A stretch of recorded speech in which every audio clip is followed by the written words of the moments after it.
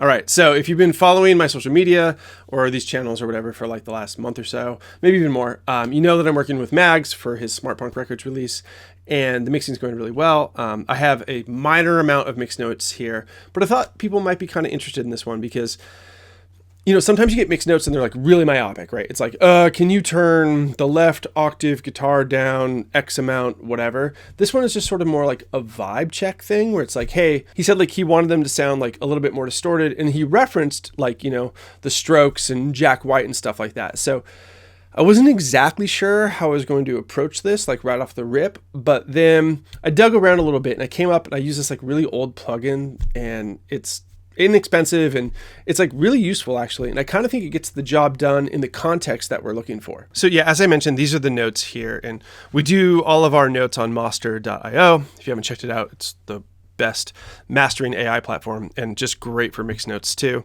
And this is where he said could be more overdriven, reference the Strokes, Jack White. So I'll show you what I came up with here. I'm going to start by just having this plugin off. This is the plugin though that I ended up using, and just sort of show you the passage so you can kind of get an idea for like where the vocals were. They were very full frequency. I hadn't filtered them or anything, and let's listen.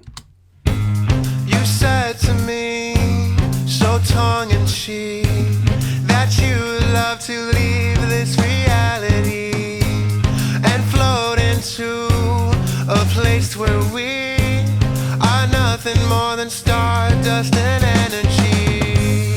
You wanted to smoke and chill. So you can see I get into like the back half of the verse here. I start adding these doubles, which is cool. They'll probably go down a little bit if I'm being honest.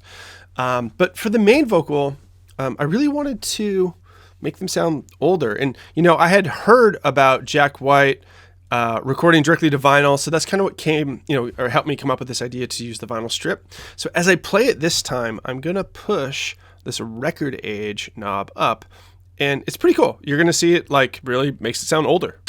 You said to me, so tongue in cheek, that you love to leave this reality and float into a place where we are nothing more than stardust and energy. And so what's going to happen here as we go from like verse to pre-chorus and then into chorus, I haven't fully fleshed this out yet, but I think what's going to happen here is I'm going to go like the verse is the most like tight hi-hat, sort of like short sounding area where I think like the vocals are going to have the most amount of presence in the mix because everything else is just like quick and short and kind of low. And so I'm going to go the most amount of vintage vinyl plug-in there. And then we're going to move into the pre-chorus, and I'll automate those parameters down so that like, ooh, the frequency like expands just a little bit.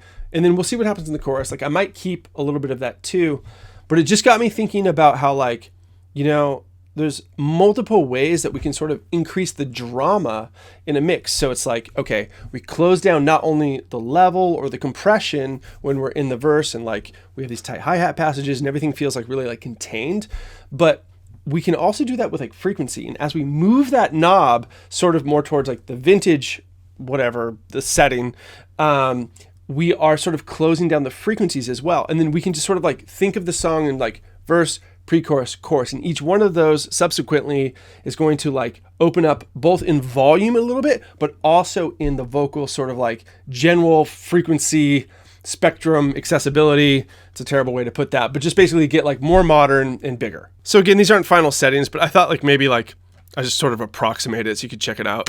To a place where we are nothing more than stardust and energy. You wanted to smoke and chill, but I got too high and lost myself inside of you. You wanted to hold still, but I got too high and now I don't know what to do. You talk right through your teeth, yeah. It's subliminal, yeah. I don't know. I think it's cool. I think, you know, our job, most of us engineer types, like we're artists too. Most of us are also musicians, right? So like we know what we would want it to sound like on our records, and like we want to sort of like unearth, great metal band, by the way, riffy as hell, Wakefield, Massachusetts, unearth. If we want to unearth all of these different ways where we can make something sound sort of like exciting and explosive, it's important for us to consider like all the possible variables. And I think that's a variable that maybe I didn't consider right off the rip, but he mentioned the strokes and stuff. And that's what's cool also about collaborating with the artist that you work with, is all of a sudden now you're thinking like, oh, true. And then you reference that and you realize like, I'm not going to play it because YouTube will ban it. But like, if you play the Strokes song, actually, I recommend you play the Strokes song in comparison to like what I just played. All of a sudden you're like, wow, like in general, this is way smaller, but it has something currently in the neighborhood of 447 million streams. So it's more about like the emotional relatability between the mixes that we present, the performances that we present, and the listener than it is necessarily being full frequency all the time.